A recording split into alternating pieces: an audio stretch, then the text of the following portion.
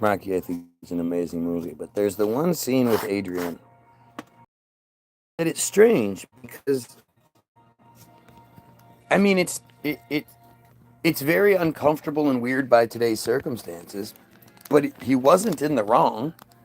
She was a 30-year-old virgin who had no experience with men whatsoever and was reacting to what was going on in that way. I shouldn't be here, and Is it? I don't know. I think it might be Haley's.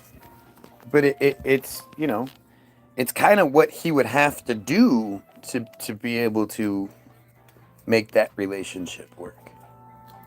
And he, I don't know. It's a weird scene. By today's standards, it's definitely a weird scene. Anyway, the Jays are awful. It's all that matters. Really is all that matters. I don't know. I don't even know what I'm doing. You know, I don't fucking know what I'm doing. I was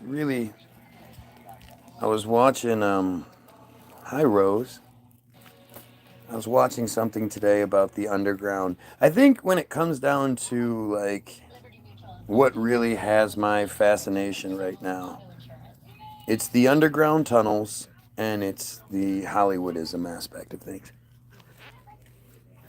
But as far as like physical sort of stuff we can look into or whatever, I think we really overlook the tunnel argument, the tunnels, the caverns, the underground capabilities that we seem to have that you and I don't realize.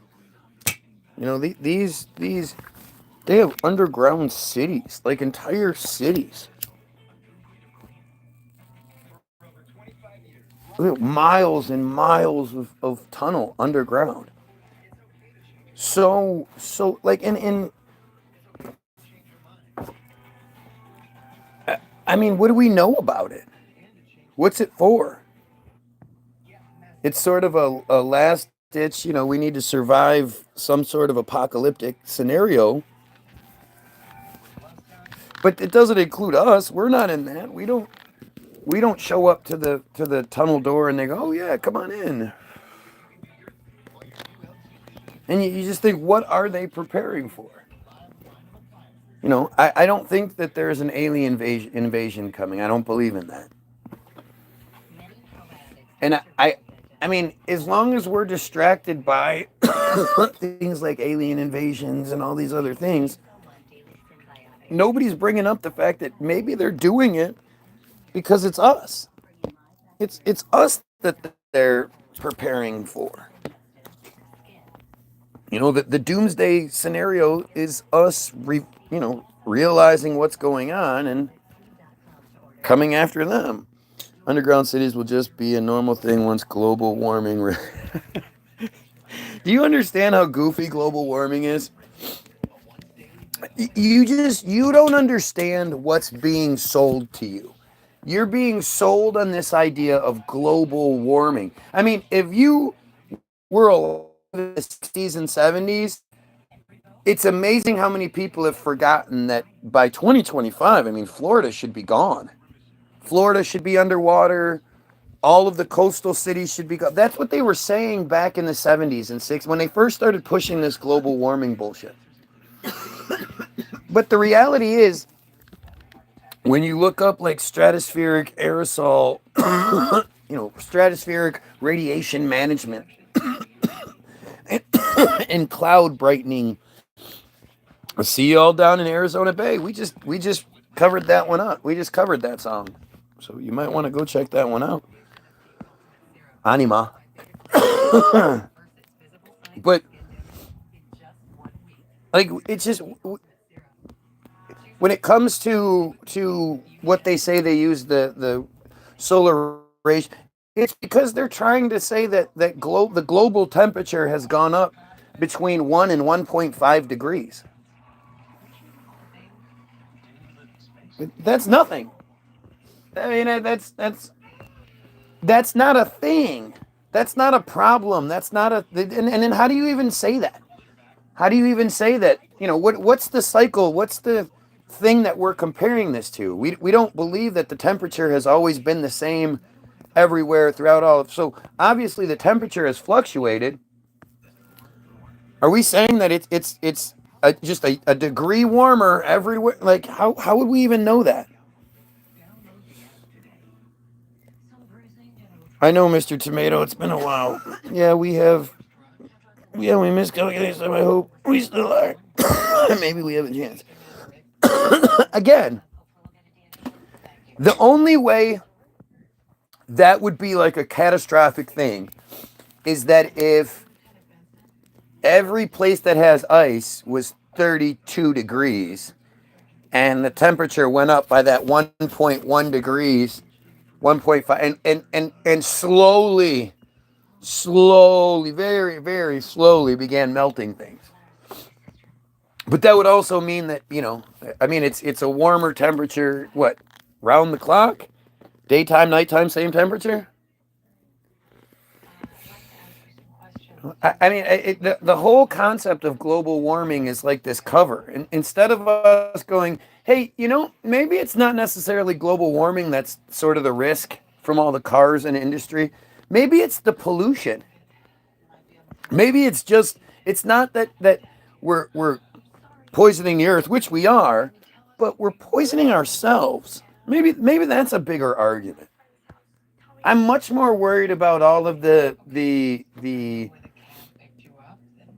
all of the toxins that are released by not only cars, jets, trains, factories, all that shit. But then what about all the microwaves and signals and shit that are being broadcast through our cells? We're obviously not dying in a year from global warming, but it's still. But see, you're hanging on to something, but it's still not. You don't even know. You don't know. They could be completely lying to us. They could be. Now, just because when I was a kid it snowed more doesn't mean 100 years ago that we didn't follow the same cycle. We don't know. We don't know if it got warmer for a few years. They supposedly have temperatures documented going pretty far back. So right. You can check out trends in history. But that's only if you believe it, and that's only in the parts that they did it in. And everything evolves. That's what they want, is only them and the rest of us gone. See, Steve, you're supposed to think that way. But that's not realistic. The Earth is a biological being too. Everything evolves. Maybe. Maybe. Or maybe it's a set. Who knows? But the idea of depopulation, they want us all gone. That doesn't work, Steve. The good part about being super rich and powerful is that you can do what you want to do when you want to do it. So they say, hey, sweetheart, you want to go skiing in Switzerland this weekend, and then we'll pop on over to the Maldives for a quick warm-up for a couple of weeks and enjoy that. Then we'll head over to China. They have that festival going. And then I want to be back by Burning Man, so we'll go to Burning Man. And then maybe we'll pop over to Hawaii for a little bit, and we'll soak up some sun for about a month, or who knows? I don't know. Well, let's pack up and we'll go to. And they want to be able to do that, and the only way they can do that is if that's already ready already. There's there's servants. Right. They just don't need as many servants as there are. No, they do. Because that's how it works. You can't have your ski lodge always ready for whoever to show up with however many people they need, fully stocked and everything like that. You can't have that year round unless you have it, you have all the people there. And the people, okay, well, as people, we have our needs. We have to have some sort of entertainment. If they want the best service they can get, well, then the servants have to be happy. If the servants aren't happy, then they're not going to give them the best service. And what makes us happy is having our wives, our children, which somebody needs to then feed all those people. Somebody needs to educate the children. Somebody needs to work at the distractions that those things go. Like it's all these pieces on top of these pieces on top of these pieces that at the end of the day allow the rich people to live the life they want to live. And if they got rid of us, they get rid of their lives. They're not gonna fix their own fucking cars. They're not gonna cook their own food. They're not gonna clean their own houses and shit. They're not going to clean up after they have a wild party and the house is trashed, or the place is trashed that they were partying at, and they hey, this is all trashed. Let's go hop over to Hawaii for a weekend, and when we get back, it'll all be cleaned up. That's the life they want to live, right? So this idea of depopulation, and it's about keeping us in fear. It's just like the money, right? The money isn't about them having money. It's about us not having money. They print the money. And you print the money, you have all the money you want. The key to money is who doesn't have it, and then what they're willing to do for it. It's all a manipulation, and you have to start looking at it from that perspective. As I tell you all the time, go watch Hollywoodism. The link will be in the description. The link is in all of my descriptions. Hollywoodism answers all of these questions. It's just you just have to let it.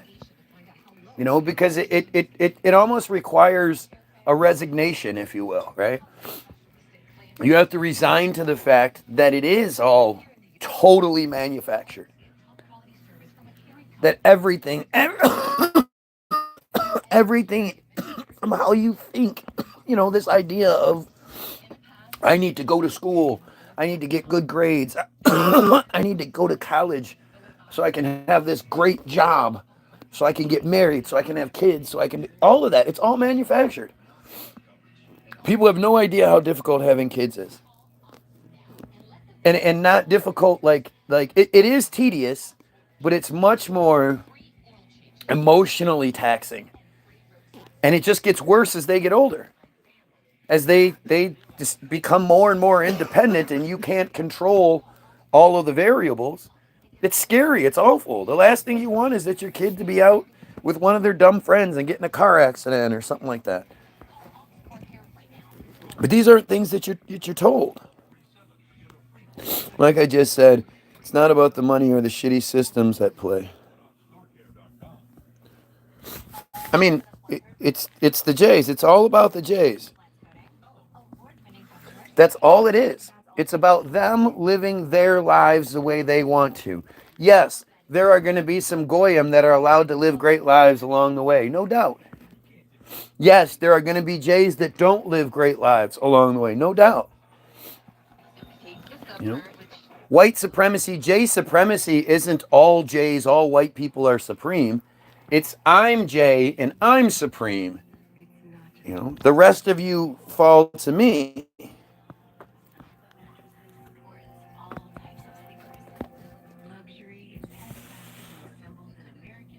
They'll never take our guns away. People always talk about that. They're going to take our guns. They'll never take our guns. We kill each other too well with those. We're too busy keeping the numbers down with our guns. They like that. They find that entertaining. And they're not scared of our guns. The weaponry that's available to the system is so far beyond what you think. When you start talking about ELF waves and lasers and all that kind of shit, that's real. They really have that shit. Your little bullets, and your whatever pipe bombs or whatever you can put together, that shit's not going to do anything.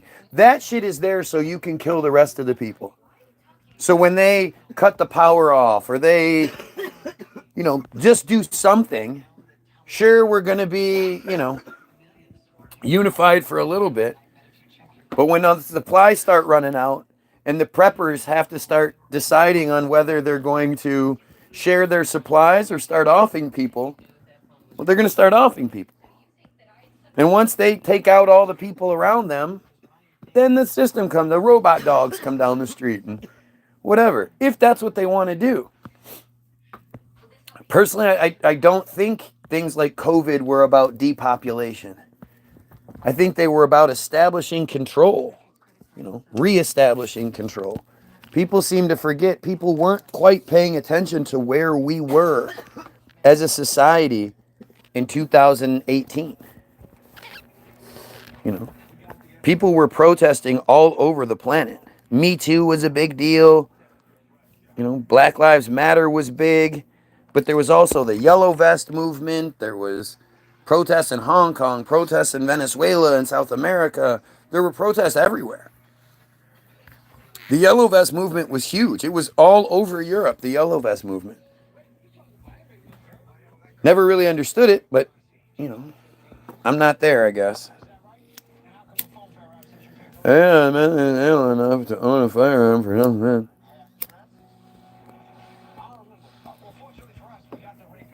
Sounds like a personal issue. But the funny thing is, again, the people that you're most terrified of, the people that put you most in danger, the people that are most likely to ruin your life are, I mean, if you're going to go with like hoodlums and shit, it's white people, well before it's black people or Mexicans. And well before white people are likely to fuck you up, it's cops. Cops are the most likely to fuck you up in this world. You're a good law-abiding citizen, you know, you stay out of harm's way, you don't live in a bad neighborhood or whatever it is. The only people that are gonna fuck with you are the cops. Somebody makes a fake phone call, somebody sees something, you know, a cop just has a bad fucking attitude that day, and say you're somebody that thinks it's for your First Amendment person. Well, you're fucked. Well, like, what would have happened that night that I was down at Marv's? And they came knocking on the door and woke you up, and, you know, I said I'd be down in a minute. They didn't care. They walked down there anyways. What if Faith had, like, jumped up and scratched my face or something? Because she's crazy, and she jumps up and does... Like, what if I had had a fresh scratch on my face or something? Shot that flashlight in my face. They would have come and hauled you off to jail. Well, they wouldn't have been able to. They don't have any evidence. They would have tried. But it's you know, it's we're supposed, why do people think First Amendment auditors are allowed to exist so prominently on Facebook or on YouTube? YouTube's super sensitive, super censoring. Why do you think they let people like that? Just like the pedo hunters. Why do you think they let so many pedo hunters exist without shutting their pages down? The only way you get your shit shut down is if you start asking, like, why is it this way? You start looking into the why. Not just doing the thing. You know, the thing, unfortunately, like the pedo hunters, they believe they're doing the right thing, and they are. But the system understands that it causes more negativity than we think it does. Keep your eye on the cups. Keep your eye on the cups. Well, Look at the arms attached to the cups. Keep your eye on the cups. It keeps you in fear. You're thinking these guys are everywhere. These guys are everywhere. And if you watch the videos, you see the cops don't do shit. Sometimes they do, sometimes they don't. But it's reinforcing these ideas on you, and you know, a lot of times you see that these civilians doing the job that the police should do are met with resistance and aggression by the police, instead of, you know, hey, good job, thanks.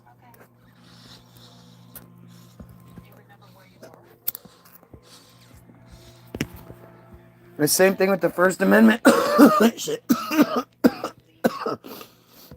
The system knows that we need the police. The police are the good guys. We need the people that are, you know, allowed to have weapons, trained to use weapons, and trained in the way the system operates. It's not an us versus them thing. It's, hey, you guys are here to protect us. And this is why women are so discounted, because women are the key. Women are the key to all of it. You know, it's the women that can get their husbands, boyfriends, sons, you know, fathers, whatever it is, to do the right thing. To look at things more realistically. Hey, while you're sent to the other side of the country to go round up families in the neighborhoods. Somebody dressed just like you is going to be rounding us up. You understand that, right?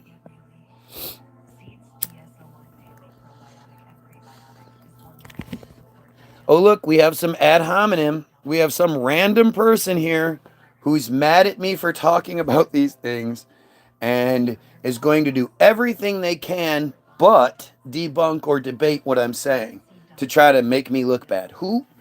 What world does that make sense in? What real person is going to do that?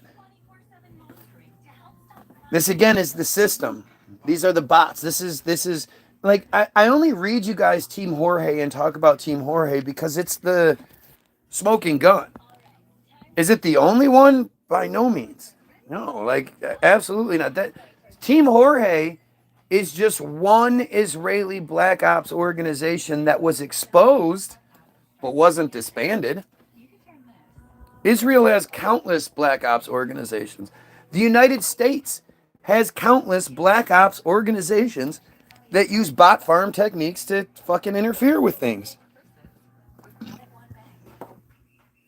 Like this is people always want evidence, and they should. You should always want evidence. You shouldn't just believe shit. So provide you with evidence. It's up to you at that point whether you're going to look at it.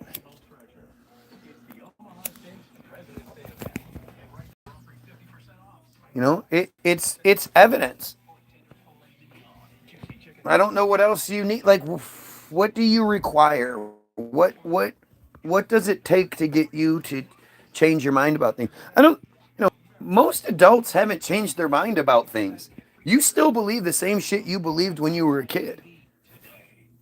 You haven't, gone and said, fundamentally, I believed this way my whole life, but I think I'm going to change my mind and believe this. My family believes this way. Everybody, you don't do that. You believe the same goofy nonsense you were told as a kid. And chronically, sure. No, yep. You're not a troll. You just know a loser. So the loser is the guy that's making the videos talking about real life stuff that's going on. It's not the dumb troll who can't, I get it. You don't understand any of this stuff. Make any arguments because you don't know about anything. If I start talking about which sport team was the best, then you might have a fucking comment or two. But you don't know shit. So you're going to sit here and your own insecurities and your own deficiencies are coming through because you want to say something, but this is all you can do. But I'm the loser because I make a feed and then you watch it for hours and comment nonsense, desperately trying to get attention. That makes me the loser for sure. Yep, the one thing is that we definitely know is I can barely speak. If there's anything I have a problem with, it's speaking. You have nothing to do other than this guy's live. Exactly. What else is this person going to do? And again, it's like if their job was to interfere with some guys at the stock market, and the guys in the stock market are having a conversation using stock terms and shit like that. This person's going to stand there just, you're stupid head. They're going to feel inferior and stupid because they don't know anything. And when you don't know anything, you end up saying stupid shit. It's pretty obvious, and I appreciate the example of it. It's entertaining to be outed as a pedo fucking genocide supporter. Gotcha. I'm honest with myself. I'm here because everything guys. I'd love to know what you don't agree with. No matter what, we're all wasting our time on the internet. Just do what makes sense. I mean, no, you're not wasting time. When you're engaging in intelligent conversation, your brain's working. Depending on what you believe, you're vibrating at a higher level. Like, It's so much better for you to do this, to engage in an intelligent conversation, debate, whatever you want to call it, than it is just sitting there wasting your time watching TV or watching some video online. If I was sitting here talking about how great Jesus is, that would be a great waste of time. But it's, obviously what I'm doing threatens a lot of people. You know, they're threatened by what I'm saying, and because they can't actually debunk what I'm saying, they start talking about, it's called ad hominem. So again, it's all about education. So let's educate the dum-dums. And honestly, I had heard the term ad hominem before. I just didn't know what it meant. But now I know, and it's really telling. So ad hominem, short for argumentum ad hominem, refers to several types of arguments that are usually fallacious. Often, currently, this term refers to a rhetorical strategy where the commenter attacks the character, motive, or some other attribute of the person making the argument rather than the substance of the argument itself. This is exactly what's happening. This avoids genuine debate by creating a diversion, often using a totally irrelevant but often highly charged attribute of the opponent's character or background. The most common form of this fallacy is person A, me, makes a claim of fact to which person B, dumbass T, whatever the fuck their name is, asserts that person A, me, has a personal trait, quality, or physical attribute, because I'm such a loser, that is repugnant, thereby going off topic, and hence, commenter B concludes that person A has their fact wrong without ever addressing the point of the debate. Politicians use this a lot. A common misconception is that an ad hominem attack is synonymous with an insult. This is not true, although some ad hominem arguments may be insulting by the person receiving the argument. I mean, it's, again, when I'm talking about real life stuff, big picture stuff, and you come here for hours at a time, multiple days in a row, to tell me how bad I am, but you're not telling me what I'm wrong, like any of the things you can't engage in, you're basically telling me I'm right. When I'm making points and you're like, yeah, but you're a loser. You're a loser. Like, that's you saying you're right, but I don't agree with your lifestyle choices. I don't care if you agree with my lifestyle choices. If you could argue something, you would. And you know that. I mean, these people are desperate. They're desperate. Making up all kinds of nonsense, saying whatever they can to try to get attention. So why wouldn't they debunk the arguments made? That would get you the most attention. That would actually bother me. Like, if you could make me look stupid, that would bother me. But instead, you want to talk about what I do outside of these conversations. Like, you want to talk about me, and I want to talk about the big picture. It's really interesting how it works. The fundamental thing I disagree with is being the most selfish person you can is the most selfless and just about. Are you? But see, you're not paying attention. If you are low-level selfish, then of course that's wrong. But when you want your wife, your children, your husband, whatever, yourself, whoever, the people that you love to live the healthiest, safest, happiest life they can live, you understand that the only way that can happen is if everyone else is living as happy, healthy, and safely as they can. There's nothing wrong with that. You should want the best for yourself and for your family. But again, the only way that can ever happen is if you address everyone.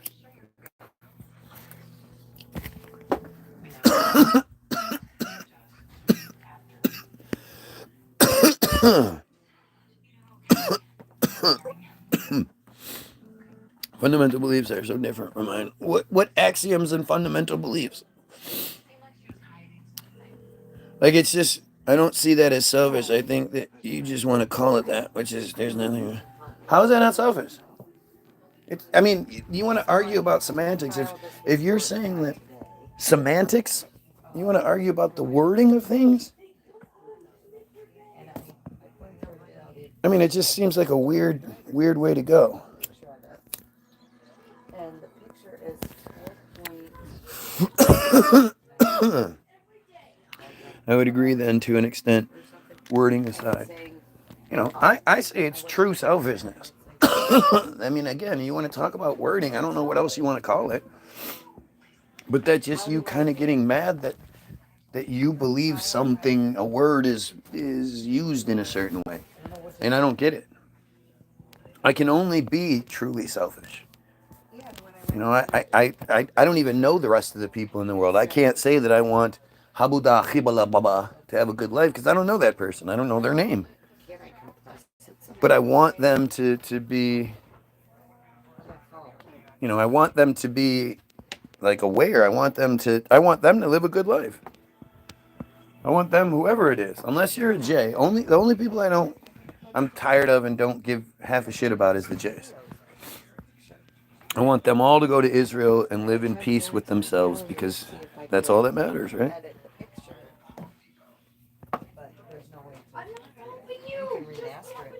Nathan, what's the problem?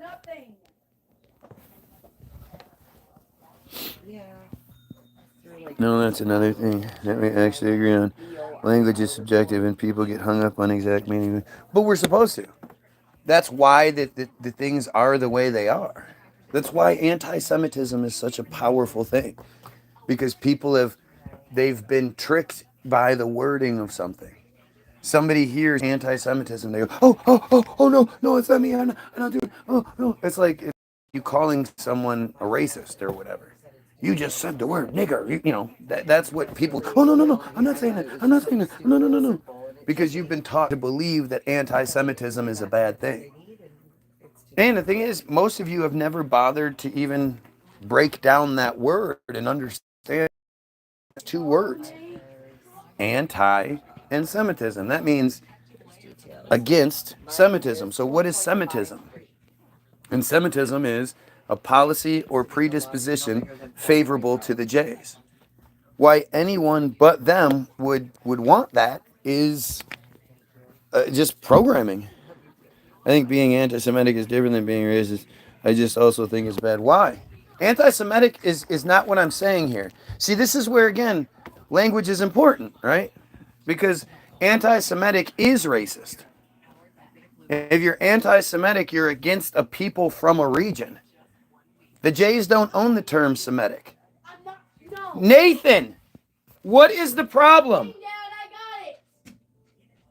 Okay, well, it doesn't sound like it. It doesn't sound like you're having much success because it sounds like your brother's being a butthole. Okay. But anti-Semitic is different than anti-Semitism, and it's important that you understand that. It's important that you understand that there's a reason why they use that term. Whenever they're talking about, you know, they try to present it as it's anti-J, that somebody is anti-J. So why don't they say that? Why do they say anti-Semitism instead? And it's because it's really important. You know, it's important that we believe in Semitism. It's not important that we care about their beliefs. We're not supposed to care about their beliefs. They're not for us. They're their beliefs. What they care about is that we believe in a policy or predisposition favorable to them. They would much rather you be a dumb Christian than join their cult. They don't want you joining their cult. You have to be born to be in their cult, born into it. Oh yeah, not what you're saying, but the connotations you're saying. Also, things can favor Jays by simply favoring everyone, just like any other group. Then why doesn't that exist? Show me the Semitism equivalent for anyone else.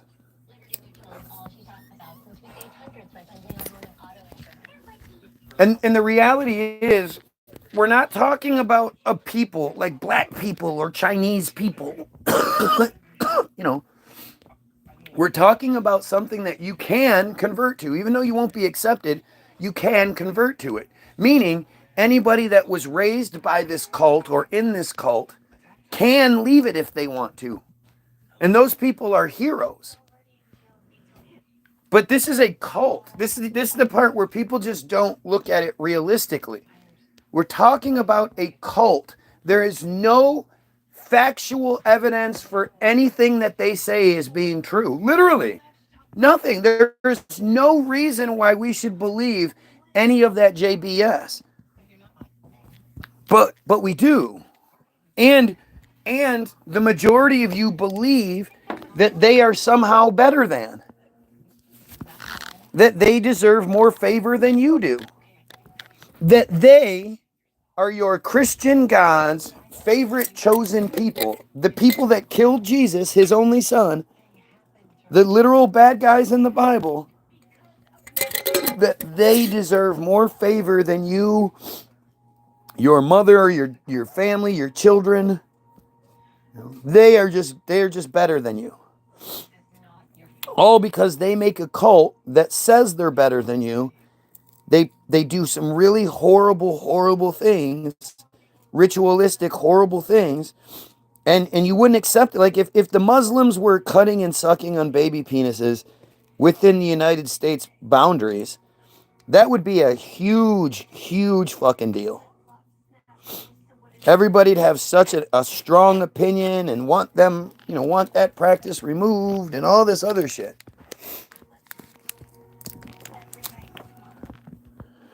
Oh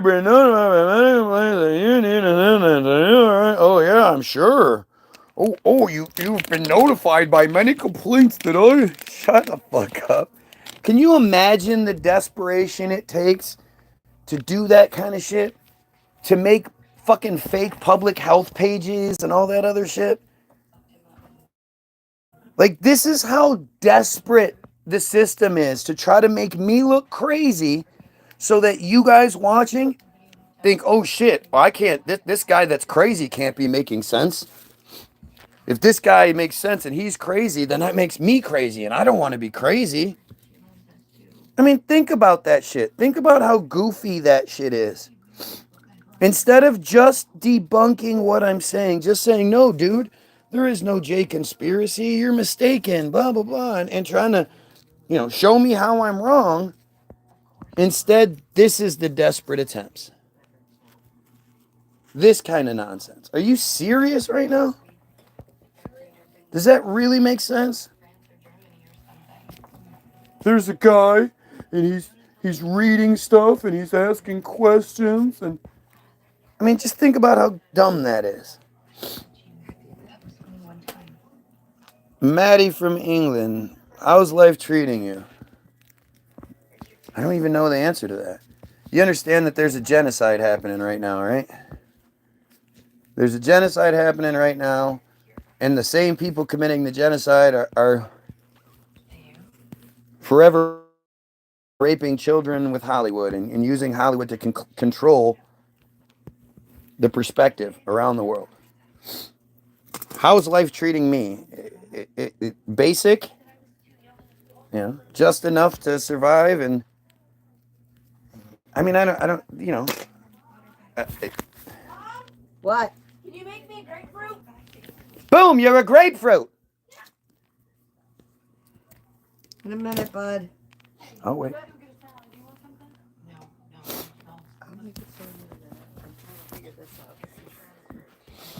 I mean, think about it. Does it really make sense that there are just angry people? They're just mad. There's just all these people that are just mad at me for knowing things. It's not like I'm making up some narrative or something like that. I'm like, hey, did you guys know that this is a well-documented part of our existence? Did you guys know that Team Jorge actually exists?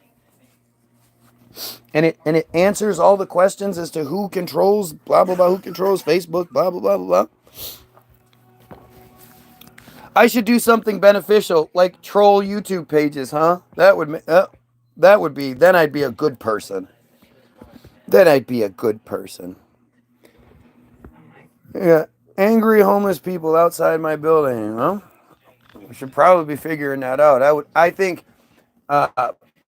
putting $3 billion a year into fixing the homeless situation, as opposed to plus the 18 plus billion that's been given to Israel since October of 2023. I think if we put all that money into the homeless situation, that might make things a little bit better. It's all the same. It's literally all the same. You could try to distract any way you want. Anything you want to bring up, it's going to come back to them. You know, why the fuck do we have homeless people in the United States? Especially since a ton of those, like a large percentage of those people are either military, ex-military who had their brains broken, or just people with mental issues. People who aren't capable of holding down a 40-hour-a-week job, maintaining the bills, maintaining all that normal shit that everybody sort of takes for granted. But it's difficult. Balancing the budgets and you know, living a normal life is difficult. Especially if you weren't raised to do that, or you have something wrong with you. We need systematic change. Yeah, systemic change. Exactly. Exactly. It's not a fix one thing at a time kind of thing. That's why, like I say, I'm running for president in 2028. Completely grassroots. This is, you know, I require you guys. I can only do my part. I require the rest of you to like, share, sub, do whatever you can to help me just be heard. I don't plan on winning. I just want to be heard. But my argument, first and foremost, is that we remove all of the Jays in this country. We send them to Israel. Let them live in harmony in Israel. You know, let that cult be a cult by itself, without the protection, without our protection, without us putting our lives on the line. Absolutely running for president. Absolutely. Like, we should have literally nothing to do with Israel. Israel is the bad guy. When you think about, you know, the Arabs all hate us, the Muslims all hate us, blah, blah, blah, blah, blah. It's because of our association with Israel. And it's because so many of you know nothing about the situation prior to October 2023 on purpose, you know. How many of you know about the memorandums of understanding that say that Israel has to have the mightiest military in the region and that we have to give it to them? That says that we have to give Israel $3.8 billion a year. Now, that we have our largest aircraft carriers are stationed over in Israel right now. How much do you think those things cost to run every day? Exactly. You know you wouldn't win, so why would you want to? Should be heard. You heard me, right? Should be heard. Hey, people. Making people that actually know and believe this stuff look like... Yep, I am a psyop. That's exactly what it is. Instead of actually debunking literally anything I'm saying, this guy, first of all, shows you how stupid he is by saying 110%, because somehow I'm 110% of something. But, like, again, just like, see how I'm addressing what he's saying and how stupid he is, and then breaking down what he's saying, like breaking down his argument? How come nobody ever does that to me? Right? How come nobody ever does that? It's so fucking, it's so telling. It's telling, all of these profiles that are just names. No pictures, no nothing. These just random profiles. You pull them up, no subscribers, not following anybody. They have nothing posted. They're just a profile that's here. Because I suck so bad. People go through so much effort, whether it's a real person who, for some reason, has been blocked or whatever, or it's the system To think that these people are that obsessed is just, it's eye-opening. How many times did I try to get you on a phone call? Oh, because I don't want to talk to you on the phone. That must mean I'm wrong. So again, instead of actually addressing the things that I'm saying, now you're making goofy claims about you trying to get me on a phone call because I want to talk to you. Why do you want to talk to me so badly that you can't make whatever points you need to make on here? I have to talk to you on the phone.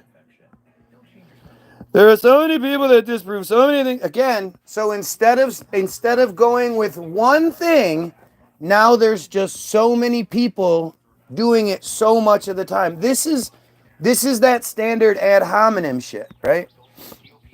I am literally addressing what people are saying, and they're making up responses.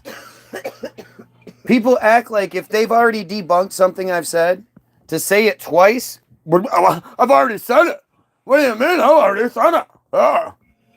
Well, you're probably debunking something I've already said, so why not debunk it? Let's go.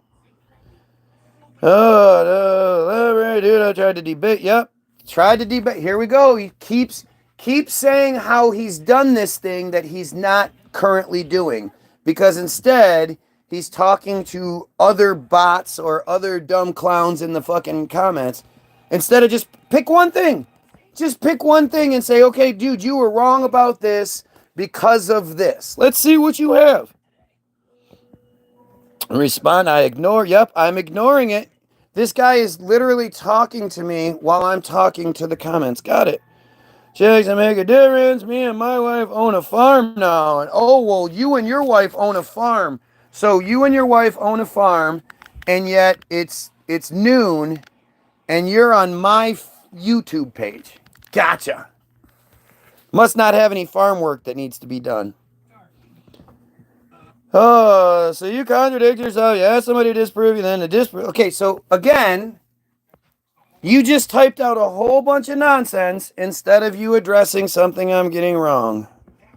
Maybe I'll blah, blah, blah, blah, blah, blah, blah, blah, debate you right now. Oh, I'll debate you right now. I'm sure you will. I'm sure you'll have something to say. Now I'm scared because I don't want to talk to you on the phone. Instead, you have all of the advantage here. I'm the one that's live. Everybody can see me. They can see how I react to things. They could see if I got slipped up on something and you could see in my face. All you have to do is make sure you spell the words right, and you can't do that. You have all the advantage, but what you want is, because I want to get in a pissing contest, I just want to talk to you. Instead of earning that position by fucking making some sort of point, any sort of point. No, I should just stop what I'm doing and talk to a random person on the phone. You know how stupid you sound? The submarine thing is crazy. Right. Well, there's an argument. You can't handle getting on the phone. Yep, because I'm scared. Yep. I mean, again, this guy is typing multiple paragraphs instead of doing the simple thing of picking a thing that I'm getting wrong and telling me why I'm getting that wrong. Debate me right now. This guy is just like, this is just insane. Oh, why did you tell us there's a phone call? The only way that this guy can type comment after comment after comment after comment, but the only way he can actually debate is if it's on a phone call. Right. Let's flat earth. Subs aren't real. There's no space. What do you want? Yeah. Because I want to talk to you on the phone. And it's Saturday. Did I say Sunday? I don't. Okay. See, but at least you're proving that you can actually address something that I got wrong. So you're proving that, but okay. You guys don't get it. This guy is truth. 100% cannot be wrong ever. He might be a god. You are correct. I am the Rabbi Pastor Guy Williams. You got it. This guy, I'm ducking everyone. Have you ever heard of Dunning-Kruger? Nope, don't care. We do all the time. Yep. Again, this person has typed more than anybody else. and still can't make a single comment, except other than how scared I am. I'm so scared to debate that I'm reading the comments. Makes so much sense. There's 110% income from random people. Oh, DM you my Discord. I'm not going to do anything. If you want, like this, see again, this is how confident I am. If I'm wrong about anything, make me look bad in front of my own audience on my platform. You point out what I'm getting wrong, and then I'll sit here and I'll be like, no, wait, but, and it'll make me look bad. I don't need to go and call you. We don't need to hang out. We don't need to do anything other than what it is right now. And I don't understand why people are so scared. Why it's so difficult for these dumb clowns to make points on here. They can literally type comment after comment of dumb assery. But to sit there and go, okay, you're wrong about this because of this. It's insane. Yep, you go ahead, send me you guys go ahead, send me the Discord. You'll say, run anything, yep, I'm running away. Yeah, friends that work on a submarine, yep, submarine, yep, that's you because you say you have a friend that works on a submarine, that means they must be real. Why are people so concerned with my belief in submarines as opposed to the idea of the J conspiracy? Why are these people so desperately trying to get me to talk about anything other than the literal genocide that's happening right now? Like, do you see what's happening to people? The real people on here. Not these fake clowns. You guys see how desperate this is? It's just desperate. They're going to try everything they can, every possible way to not talk about Israel and not talk about the Jays. Isn't that amazing? Blah, blah, blah. I'm not even reading with it. You don't respond to anybody. I've been responding to you being stupid this whole time. If we type the answer, it takes a while. Yep, that's what it is. Yep. You hate the Jays. Oh, well. Then you should be cool. Then you should understand that there's a bigger picture here that doesn't involve the rest of whatever little personal bullshit you got going on. And if you hate the Jays, that's the point. I don't understand what your issue is then. But I'm not having honest conversations. Yep, I'm definitely not. Desperate is a Christ and a guy who goes live for random. Right, and you come watch it every day for hours at a time. Because it's me that's wrong. Gotcha. I have no audience. Yep, no, I know.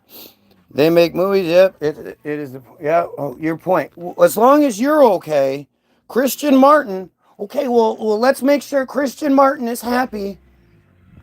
You okay, Christian? Let's make sure Christian's happy in what he believes and thinks. Because that's all I care about. Just so stupid. Just so stupid. The things we should be talking about are trying to get people to understand that there's a Samson option. Trying to get people to understand the J conspiracy. The rest of your shit doesn't matter. I don't care about you people. Like, you want to care so much because you care about me. Yes, I've already admitted it. I'm super scared of calling you on the phone or going on a Discord. I'm super scared. Oh, you know how at night you gotta like stroke my head to get me to go to sleep? It's okay, sweetheart. It's okay. You don't have to go on any phone calls. You don't have to. She does this all the time because I'm scared. I'm scared of you. You're so big and badass. To be the head coach. Look at all this nonsense. This is why I don't bother reading comments.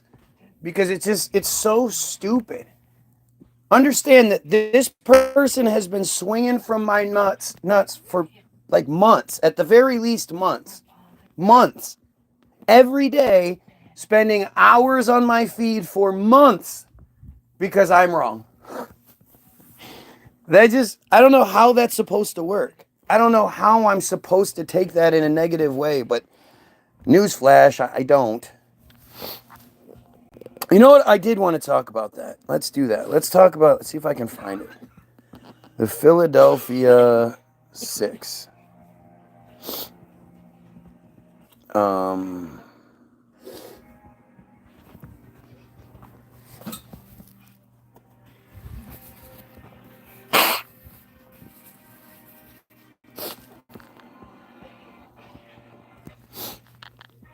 all right.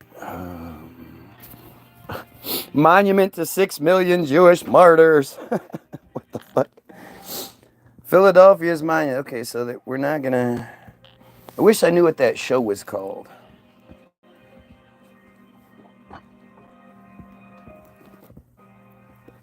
Oh, let's see.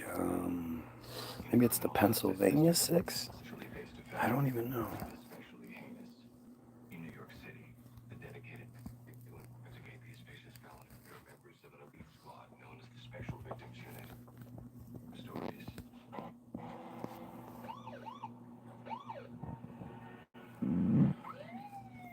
Man, this is really hard. There's a story that exists. I wish I could find it.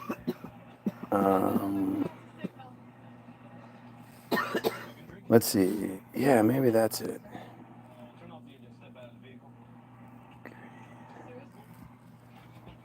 American Greed.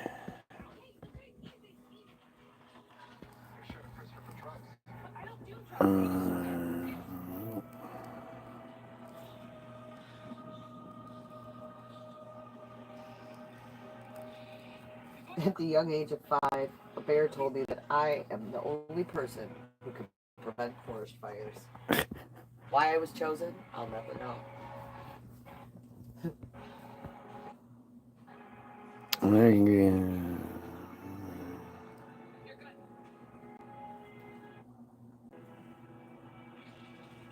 Is this it? No, this isn't it.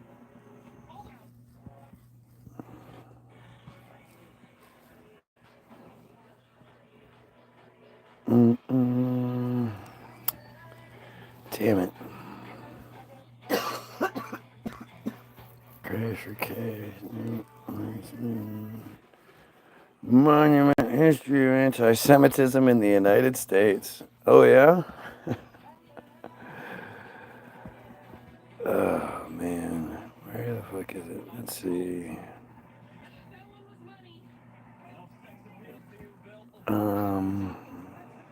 Let's try this. Rabbis. Shalom Weiss.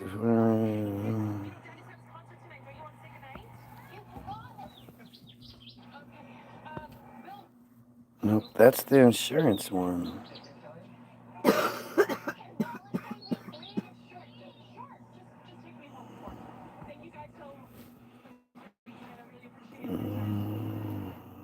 Oh, no way. Here's that fucking.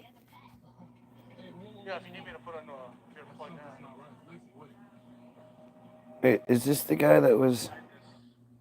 I just don't want any of it. My number one tip for women. So I don't even know what I'm looking at here. This is Rabbi Yisrael Goldstein from Shabbat of Poway pleads guilty to tax fraud. Isn't this the guy that was supposedly shot by John T. Ernest? It's just interesting how you look at it, like this whole thing, this whole presentation that we're being shown is all them.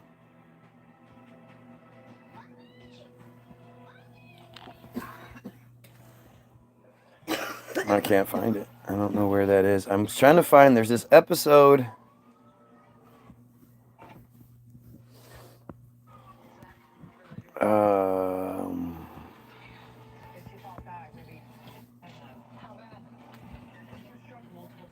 There's an episode of American Greed. Is this it? The Jersey Sting?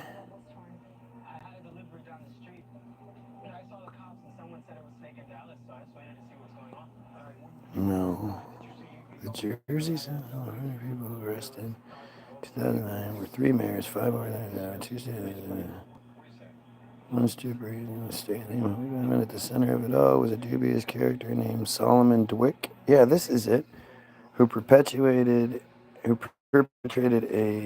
$50 million Ponzi scheme before copying a plea and wearing a wire as a secret FBI undercover informant, setting up friends, partners, rabbis, and dozens of politicians.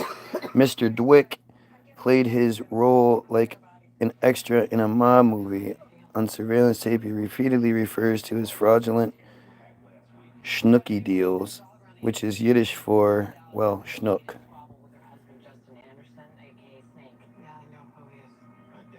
So, Dweck, D-W-E-K.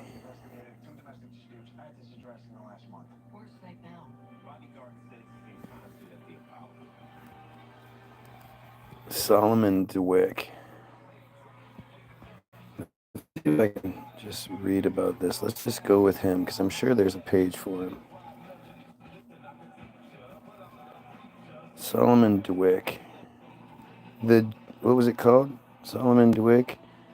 The Jersey Score. That's what it was, American Greed. Okay. If you can find that, you should, but let's do this.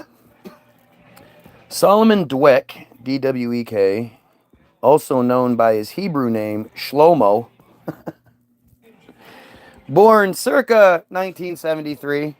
Not really sure exactly when he was born, which is how that always works, especially for people born all the way back in 73. I mean, of course, how are you going to keep track of records from all the way back in 73? Can you imagine somebody being born at or around 73? Go fuck yourself. They would be fucking old. So this is my time, so I wouldn't know. This is one of these things where I'm going to do what I always do, which is read you the information that's given. Now, there's going to be a bunch of idiots who are going to, try to get attention, want me to talk about anything else. And you have to ask yourself, why don't they want this conversation being had? Why don't they just listen to what I'm saying and then pick it apart? What? They made their beds. Oh yeah, they're on their best behavior right now. Which is what they should do.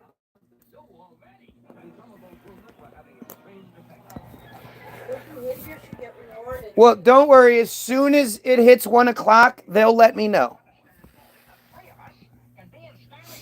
Is an Israeli-American real estate investor who was convicted of felony fraud.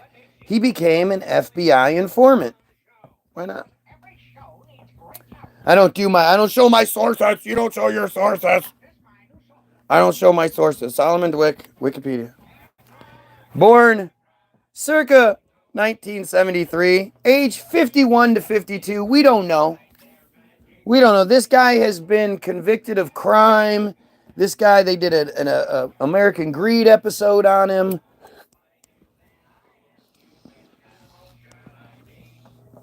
He was part of this huge conspiracy that you're going to hear about.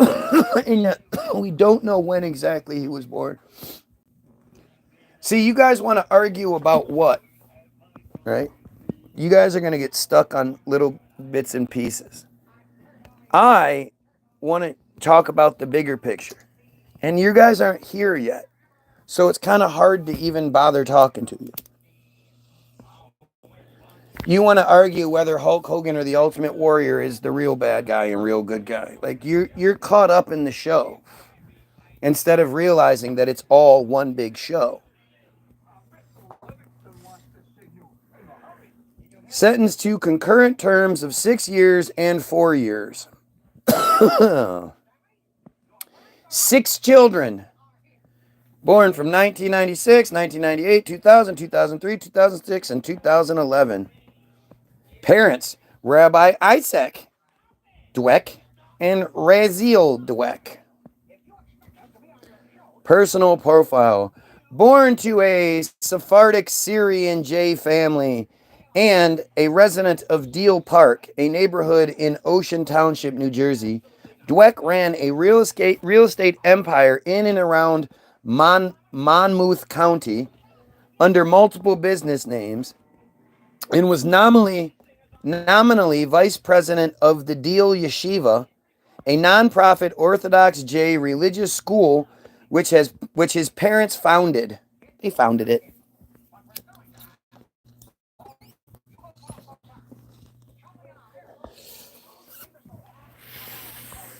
He was allegedly paid at least $200,000 annually and possibly up to $500,000, while his wife was paid $100,000 as a secretary, although neither seemed to have had any role in the school. They just got paid for it.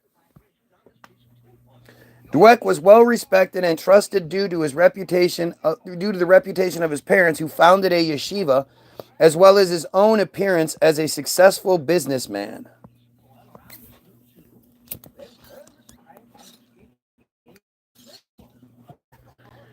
As we keep going with this, remember, I'm making all of this up. Okay, just take that into account. As it looks like I'm reading something, I'm actually just making all of this up. Some of the business names used by Dweck include Dweck Properties LLC, Corbett Holdings 2 LLC, and SEM Realty Associates LLC, among many others, under which Dweck owned a combined 316 area properties. I bet he kept up on those properties really well, too. I bet he wasn't the quintessential slumlord. At the time of his arrest by the FBI in 2006, he was taken into custody for a $50 million bank fraud involving PNC Bank.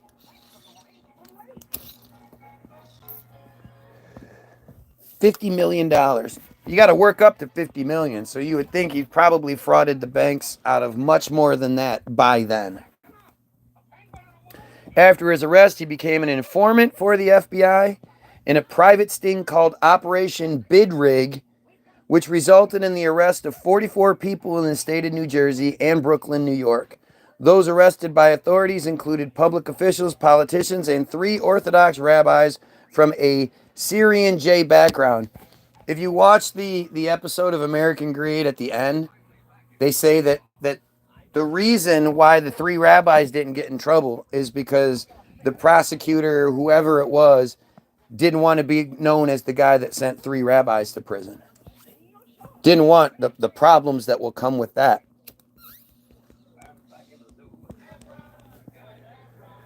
Understand that. Like that's the power they have. We're talking about 2% of the United States population, 1% that can vote. So what kind of problems could any of these pieces of shit cause for anybody? Apparently a lot.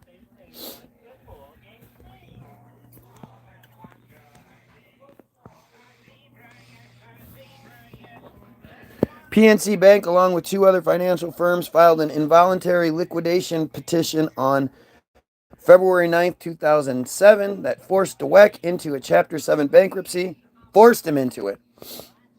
He allegedly owes PNC $22.9 million, Washington Mutual $22.7 million, and 4-Star Builders $58,388.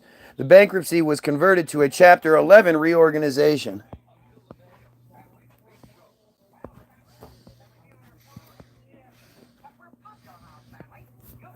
So I wonder if that means somehow the taxpayers are going to end up paying that. On October 20th, 2009, Dweck pleaded guilty to federal bank fraud charges in the U.S. District Court in Newark, New Jersey, and later that day pleaded guilty to misconduct by a corporate official in New Jersey Superior Court, Monmouth Vicinage in Freehold, New Jersey. Dweck was released on $10 million bond until a scheduled prison sentencing date of February 9th, 2010. I can't imagine why would he have stayed? He didn't go to Israel? He was represented by lawyer Michael B. Himmel, who specializes in white-collar criminal defense. Well, I'm glad he was mentioned. On February 2nd, 2010, deputy mayor of New Jersey City, Leona Baldini, was convicted in federal court in Newark on 2 of 6 corruption-related charges stemming from the FBI's Operation Bid Rig. The split verdict in Leona Baldini's case was hailed as a victory by both sides and may have cast doubt on the government's use of Solomon Dweck as an informant. Well, I mean, how can you have an informant that you know will lie to you at the drop of a dime? Like, that's what they do. They just lie. All they fucking do is lie. So ask yourself this. Why are there people mad at me for reading this story right now? Don't you think Americans should be like concerned with this kind of stuff? I wonder if I were to go on the Wikipedia or on the whatever, like if there are clips of this on YouTube or if the whole episode's on YouTube. I wonder if I were to go to it, if there would be a whole bunch of these same trolls there. Yeah, why is this episode being made? I wonder if they'd be crying about that shit too. Well, no, they wouldn't even be crying about that. They'd be talking about like, I saw this other YouTube video that said that like they wouldn't actually talk about what's going on in the video, would they? Unless they were talking about like haircuts and things, but I don't know. Leona Baldini was represented by prominent defense attorneys Brian J. Neary and S. Emil Lisboa IV. During the trial, Dweck, while working as an informant, posing as a corrupt developer named David Eschbach, appeared as a witness for the prosecution. Hidden camera films of him interacting with Baldini were displayed as evidence. Dweck testified for 5 days and got choked up during cross-examination when asked whether he had any friends outside of FBI agents. Oh, he got choked up. Dweck also testified that he bribed his math teacher in high school in order to graduate. Oh my God.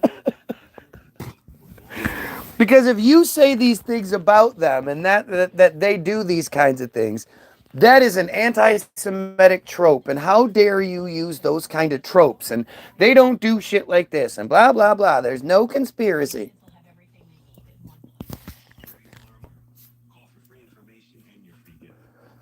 This guy whose whole fucking deal is like numbers and shit. He's a numbers guy, right? He's this brilliant numbers businessman guy. He couldn't pass high school math and had to bribe the teacher. Oh my God. That's just fantastic. That is fantastic. Funny how it didn't open up any investigation into that whole thing, though, huh? During the trial, it was revealed that the government hired a private contractor, a former FBI agent, to conduct a wiretap of political consultant Jack Shaw's telephones. The same private contractor was hired by Dweck to provide security services and was paid $50,000 by Dweck. Dweck has been in hiding since his role as an informant became public. On March 19th, 2010, defense attorneys for Leona Baldini filed a motion to overturn the verdict. He's been in hiding since his role? Oh, so he didn't get in any trouble then. It's not like he got a lighter sentence. He got no sentence. Given the fact Dweck acted as an informant in Operation Bid Rig against individuals allegedly involved in organized crime, as well as being hired under heavy security, as well as his being under heavy security during his court appearances, it is likely he would be eligible to enter the United States Federal Witness Protection Program, following his eventual release from prison after a future sentencing date. This 15 years later, what are we talking about here? Are we saying that nobody has updated this since... What? The Syrian J community in Monmouth County New Jersey, where Dweck came from, was surprised that he became a government informant against other Syrian Jays because the community had a long-standing unwritten policy of blanket solidarity. Again, hello, it's not me making it up, right? This is what they want you to know. This is the official sort of narrative. So what is that telling you? This is the same community that COVID hit. This is the same community that the measles hit. This is the same community where the supposed synagogue shooting took place. Like, it's all the same small little community. And they have a unwritten policy of blanket solidarity. And they were surprised that when one of them actually got in trouble, because they never get in trouble. That's the thing. They never actually get in trouble. So when one of them did, they were surprised that he turned code and was, I'm not getting in trouble. Oh, no. After Solomon Dweck's role as an informant became public, his father, Rabbi Isaac Itzhak Dweck, gave a speech at the synagogue of Deal in which he stated that his son Solomon was no longer welcome at his home. He also denounced the practice of acting as a government informant against other Jays. But if you say that they have more of a loyalty to their thing than to that, you're not allowed to say that. This guy broke all sorts of laws, stole a bunch of money, he was a horrible, horrible person. And his father doesn't think that it should have been handled by the proper channels. And that, like, do you understand that that just means this is how they do things all the time? Like, this is insane. This is so fucked up that this cult, this fucking crazy cult, is allowed to exist in the United States. Just make that shit make sense. Why do we accommodate crazy fucking cults? Why do we accommodate Mormons who are just constantly raping teenagers? Good. Why do we accommodate that shit? Why do we accommodate Scientologists and their crazy shit, especially when, like, David McTavish's wife hasn't been seen in like 20 years. People don't know whether she exists or not. That they just the practices of these cults are just insane. And you're supposed to accommodate it because you don't want to be labeled as somebody who doesn't accommodate crazy cult behavior. Do you guys not see like how unbelievably insane this all is? And it's only because, if they say, well, you have to accommodate one, it's how they protect themselves. Because if they were openly like you could only accommodate this one thing, then it would be too obvious. So they allow the accommodation of other crazy, crazy fucking cults. And it's just horrible. It's fucking horrible. No, listening to people that call everybody crazy. They call us crazy conspiracy theorists, and years later slide to the truth. No one says anything. Let those who are blind be blind. We can't. We have to look out for everybody. Nobody believes me when I say my family is a cult. My personal experience is a big reason why I believe you. Were you born into the J cult? Is that what you're saying?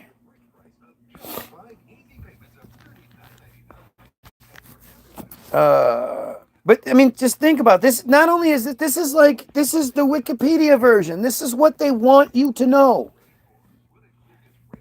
They want you to know that because this guy did the right thing, which is become an informant, and like that's what we're all supposed to do, right?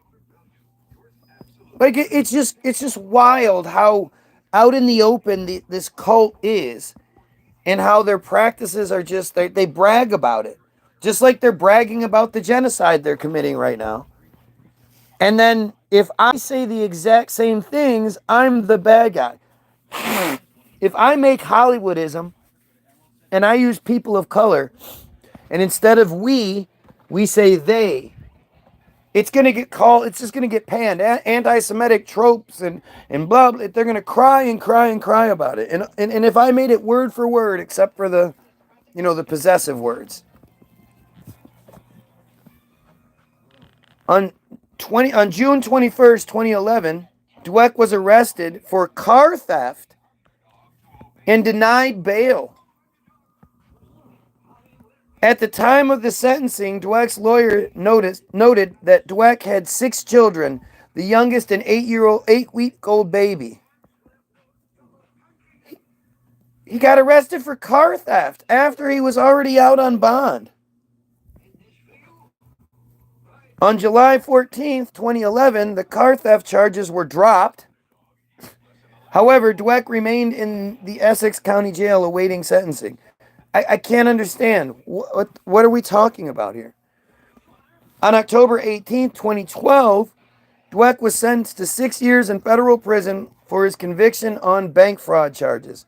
On October 19th, he received a sentence of 4 years in state prison for the separate fraud charges before the New Jersey Superior Court in Monmouth County. He served the 2 prison terms concurrently. In March 2015, he was reelected. Yeah, that's what I was going to say. It's not congruently, where it's one after the other. It's he's doing both time at once. And I would imagine he was doing the 4 years, which was lessened by good behavior, right? Because he was released in March of 2015. So on October 18th, he was sentenced to 6 years. October 18th, 2012. And by March of 2015, he was released. That's roughly 3 years. I mean, it's actually like 2.5 years. He did 2.5 years. Gulf of Tonkin. Well, if you believe in the Gulf of Tonkin conspiracy, you believe that they lied about that, then you shouldn't trust anything else. So that's all I can get out of this. I don't get to find out anything else. Let's go to Operation Bid Rig. Was a long-term investigation into political corruption in New Jersey conducted by the Federal Bureau of Investigation, and the IRS, and the United States Attorney for the District of New Jersey from 2002 to 2014. Took 12 years to gather enough information to get these Jays in no trouble. Well, the Jays didn't get in trouble, right? The other ones did. The investigation has resulted in the indictments of more than 60 public officials and politically connected individuals since its inception. In July 2009, sting operations resulted in the arrest of 44 people in New Jersey and New York, including 29 public servants and political operatives and 5 Orthodox rabbis from the Syrian Jay community. A number of high-level New Jersey elected officials were arrested in the operation, blah, blah, blah, blah, blah, blah. Of the 44 defendants, well, let's see, wait. Baldini, Peter Camarano, Elwell, Dennis Elwell, Anthony Suarez, Lori Serrano, Edward Cheatham, Harvey Smith, David Van Pelt, Louis Manzo, Joseph Cardwell, and Jack Shaw. Wow, a lot of those people don't seem to be very J. I'd say like 3 or 4 maybe. That's really interesting. Of the 44 defendants, political operative Jack Shaw was found dead in his New Jersey apartment on July 28, 2009. His death was suspected to be an unalive, a self-unalive. Can't say the word because YouTube gets mad. Some officials have been sentenced, but it's suspected to be. Still, all this time later, it's still suspected to be. Some officials have been sentenced and are serving time in prison. 2 were found not guilty. Many have had their sentences pending after a federal appeals court judge threw out sentences of extortion based on the Federal Hobbs Act. Prosecutors have decided not to appeal that decision, and they are now reviewing several cases. Other defendants are currently on trial or awaiting trial. That's amazing. I bet they're sitting in prison waiting for that trial, too.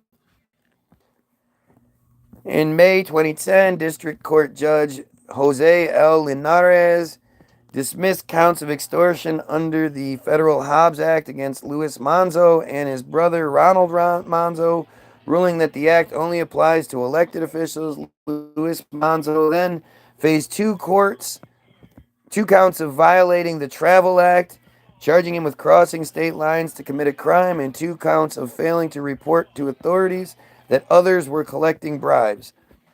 On February 17, 2012, all remaining charges against Luis Manzo were dismissed by Linares. Solomon Dweck pleaded guilty in October 2010 in federal court in New York to 1 count each of money laundering and bank fraud charges amounting to $50 million. Standing before a U.S. judge, Jose Linares, Dweck answered questions on attempting to defraud PNC Bank. On October 18, 2012, Dweck was sentenced to 6 years in federal prison for his conviction on bank fraud charges. The following day, he received a sentence of 4 years in state prison for the separate fraud charges before the New Jersey Superior Court in Monmouth County. He will serve the 2 prison terms concurrently. This is this old. Nobody has adjusted this since then. Like, this is strange. Michael Altman, Union City real estate developer, was sentenced to 41 months in prison for money laundering through the charity Gamach Shefluch Hayim. I don't fucking know. He pleaded guilty to 15 separate instances of money laundering in which he pocketed more than $100,000. Itzhak Friedlander, another Hudson County developer involved with the charity, was sentenced to 2 years in prison for his role in the money laundering sting. Shimon Haber, a Brooklyn developer, pleaded guilty to conspiracy charges related to the money laundering and was sentenced to 10 months detention, 5 in prison and 5 at home. Peter Camarano III, former Hoboken mayor, stepped down as mayor and was found guilty on October 5, 2010, given 2 years in prison. He entered prison in October 2010. Gosh, that's weird. He's the only guy that entered prison, I guess.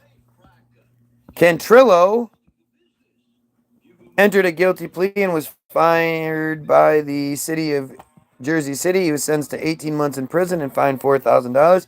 He entered federal prison in March 2010. So I'm assuming Peter Camarano and Catrillo are Italian guys. Interesting how those guys actually went to prison. Kenny was sentenced to 1 year and 1 day in prison, 2 years of supervised release, and a fine of $4,000. He is set to be released May 4th, 2011. So this was last updated prior to May 4th, 2011. That's incredibly strange. Schaefer stepped down from the North Hudson Sewage Authority Commissioner and pleaded guilty to criminal information and extortion charges. He was sentenced in January 11, 2011 to 18 months in prison. Funny, Schaefer doesn't seem to have gone to prison. Didn't say when he went in. Van Pelt was sentenced with 41 months in prison. He had resigned from the legislature and was fired from his job as Lumberton Township Administrator on July 25th.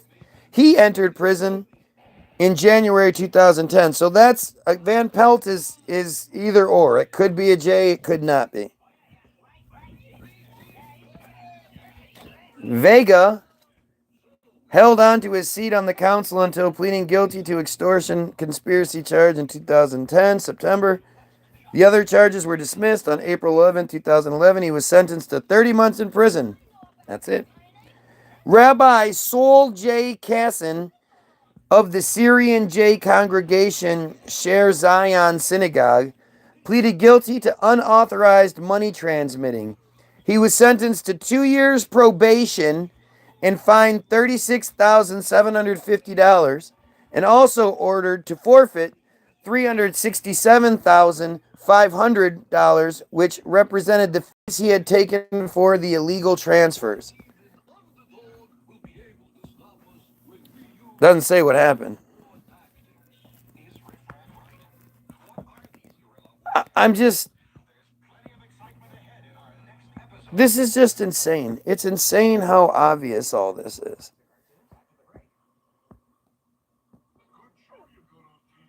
And I just don't know. I just don't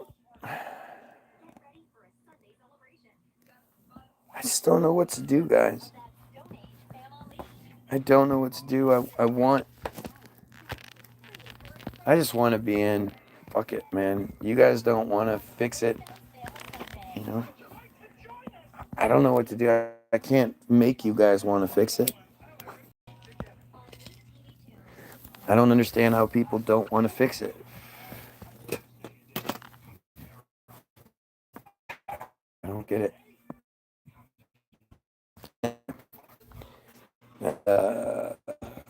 Go get your free download, www. I'm going to put the link to Hollywoodism. Fucking go watch it. And then, most importantly, pedophiles, kill yourself.